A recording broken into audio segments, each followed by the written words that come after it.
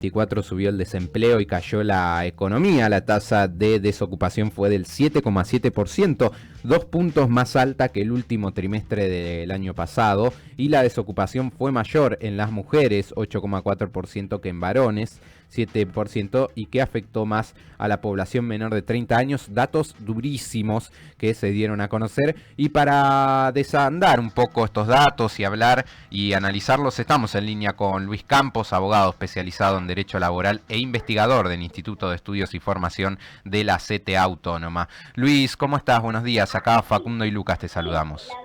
Hola Facundo, Lucas, ¿cómo están ustedes? Bien, todo bien, gracias por estos minutos aquí con Radio Estación Sur. Bueno, analizando un poco esta estadística, estos datos que se han conocido en las últimas horas, ¿cómo lo ves vos? Digo, ¿era una cuestión esperable en términos de los datos duros?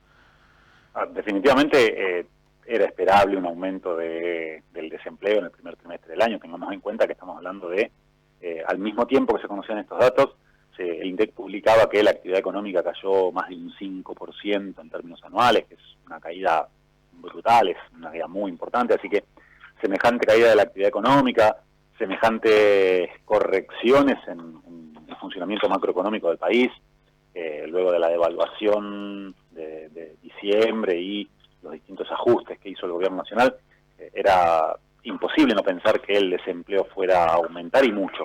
Ahora, lo cierto es que, por un lado, el crecimiento del desempleo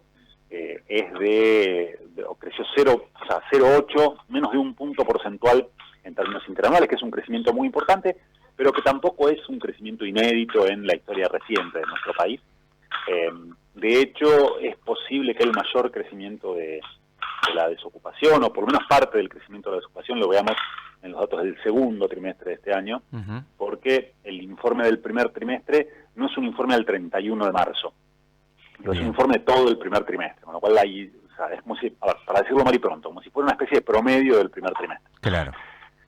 Entonces, eso hace que una parte del ajuste sobre el mercado de fuerza de trabajo todavía no lo estemos viendo, porque de hecho, lo que suele pasar es, con una caída muy fuerte de la actividad económica, los empleadores, no es que te caen las ventas y al día siguiente vos despedís a todo tu personal. Lo que tratás de hacer es recurrir a distintas estrategias para postergar esas decisiones. Entonces, hubo un ajuste muy fuerte en términos macroeconómicos en el mes de diciembre, una caída muy fuerte de la actividad económica. Bueno, muchas empresas, muchos empleadores lo que hacen es, le dan vacaciones a todo el mundo. Claro. Y luego por ahí recurren a suspensiones, o reducen turnos, o eliminan horas extras. Distintas estrategias que hacen que el impacto sobre la desocupación no sea inmediato.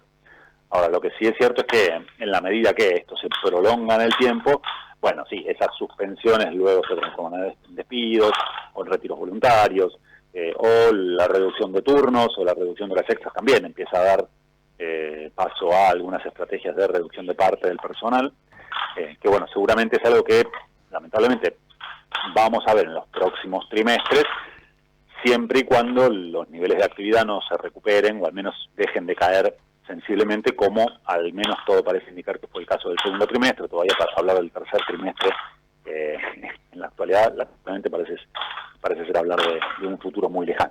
Sí, Luis, quizás uno de los datos que sí dan cuenta de lo más reciente de la crisis económica tiene que ver con el incremento en el coeficiente Gini, ¿no? Este que mide la diferencia de ingresos entre el 10% con mayor ingreso y el 10% con menor ingresos, que tocó números que hace 8 años que no llega, y que sí significa quizás en términos concretos cómo creció la desigualdad social a corto plazo, ¿no? Que no se ve quizás tanto como el desempleo, que sí quizás se ve más a mediano plazo, pero que esto sí da cuenta de que quienes más ganan han mejorado mucho su percepción económica en contraposición contra los que menos ganan. Sí, el coeficiente de Gini es un indicador, por ahí es medio complicado para explicarlo en términos técnicos, pero efectivamente lo que mide es la desigualdad de ingresos. Se dio a conocer ayer y mostró los datos más elevados en muchísimo tiempo. Esto por distintas razones. Por un lado, porque el coeficiente de Gini, es decir, la desigualdad, suele aumentar en contextos de retracción económica. Digo, donde cae la actividad económica, eso le impacta más fuerte y más rápido a los sectores de menores recursos que a los trabajadores y trabajadoras de mayores ingresos. Así que eso, digo, era algo esperable en un contexto de caída de la actividad económica. Pero además tenemos que sumarle a ese proceso el impacto de la reducción del impuesto a las ganancias que benefició a los trabajadores de la cúpula, es decir, a los trabajadores de más altos ingresos, que fue una medida que se tomó a fines del año pasado y que impactó de lleno en el primer trimestre de este año. Entonces, como el coeficiente de Gini lo que mide es desigualdad de ingresos, y los trabajadores y trabajadoras que están afectados por el impuesto, que estaban afectados por el impuesto a las ganancias, aún teniendo ingresos que no son extraordinarios, pero sí son los más elevados de toda la pirámide salarial, digo, esto también impactó en términos de un aumento de la desigualdad de ingresos por esa medida que tomó el Estado Nacional para dejar de cobrarle un impuesto al 10% de los trabajadores de mayores recursos. Así que sí, lamentablemente ese es un dato muy importante. A eso yo le sumaría que las decisiones del gobierno nacional en materia de ajustes en el funcionamiento macroeconómico, que era algo que, difícilmente vayas a encontrar a alguien que te diga que no había que hacer. Claro. El funcionamiento de la economía, hasta antes de la asunción de Javier Milei, no había forma de sostenerlo en el tiempo. Entonces, algún tipo de corrección había que hacer. Lo que sí es cierto es que el gobierno actual eligió qué correcciones hacer, y también eligió no tomar ningún tipo de medidas compensatorias para los sectores de menores recursos. Y eso es lo que también contribuye a explicar un aumento muy fuerte de la desigualdad. Es decir, es un gobierno que aplicó un ajuste en seco, podríamos decir, sin ningún tipo de medida, sin ningún tipo de paliativo destinado a los sectores de menores recursos, más allá de el aumento de la asignación universal por hijo. Claro. Pero la asignación universal por hijo no es una medida que le llegue a todos los trabajadores y trabajadoras de menores recursos. De hecho, si vos sos un trabajador desocupado que no tiene hijos, no tuviste ningún tipo de asistencia, ningún tipo de medida paliativa de parte del gobierno nacional. O si tenés hijos mayores de 18 años, ¿sí? Entonces, o si sos un jubilado, una jubilada. Así que en ese sentido hay una confluencia de factores que explican ese aumento muy fuerte del índice de Gini que se dio a conocer ayer por parte del INDEC, y que se suma a una serie de indicadores muy malos que se fueron conociendo en estas semanas, tanto en materia de empleo, como veníamos hablando al principio, como a nivel salarial también. Luis, me interesa ahondar un punto que decías recién, que tiene que ver con que en los próximos meses seguramente veamos algo que tiene que ver con la cuestión del desempleo y aplicando estas medidas. ¿En qué está hoy la posibilidad de activar o hacer frente a los derechos laborales con la cuestión del DNU, que aún está vigente? ¿Cómo puede accionar o en qué materia se encuentra el trabajador o trabajadora que puede llegar a ser despedido y puede accionar en torno al derecho laboral? Bueno, por un lado el decreto de necesidad de urgencia 70, el DNU, en materia laboral la vigencia está suspendida por un fallo de la Cámara Nacional de Apelaciones del Trabajo, que está en trámite en la actualidad ante la Corte Suprema de Justicia de la Nación, pero lo cierto es que no tiene efectos prácticos hoy por hoy el DNU. Eso no quiere decir que en materia laboral haya muchas amenazas en ciernes. Lo cierto es que este jueves se va a votar, mañana se va a votar la ley de reforma laboral dentro del paquete de leyes que impulsa el gobierno nacional, que contiene una parte de las normas que están incluidas en el DNU.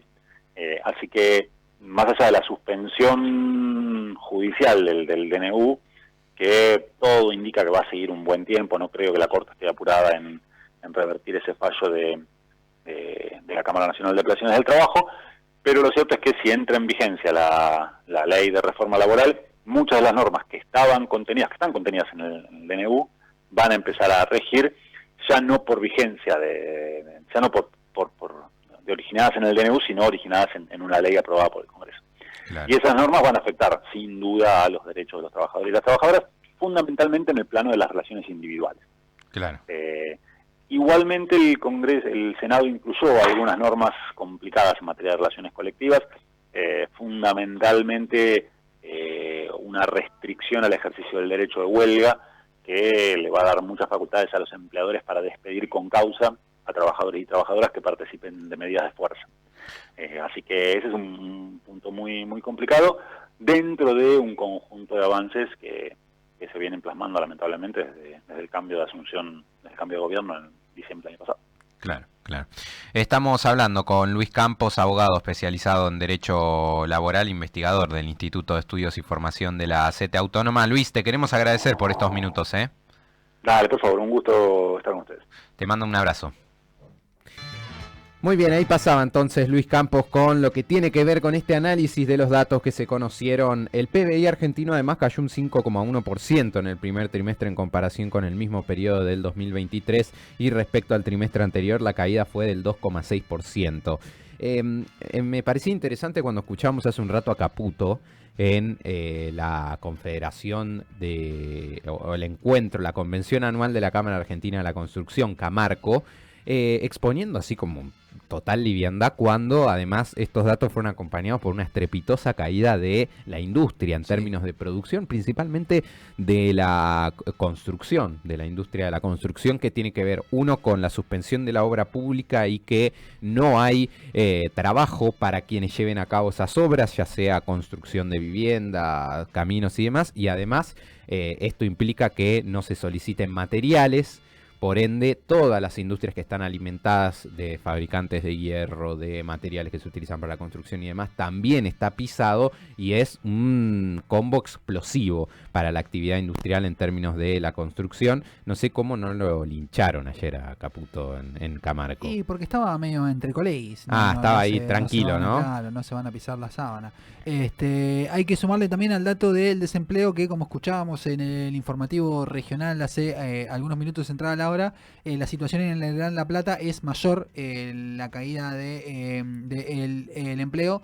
El desempleo trepa al 8,2 en la región, que alcanza aproximadamente unas 39.000 personas que en la región del Gran La Plata estarían en situación de desempleo.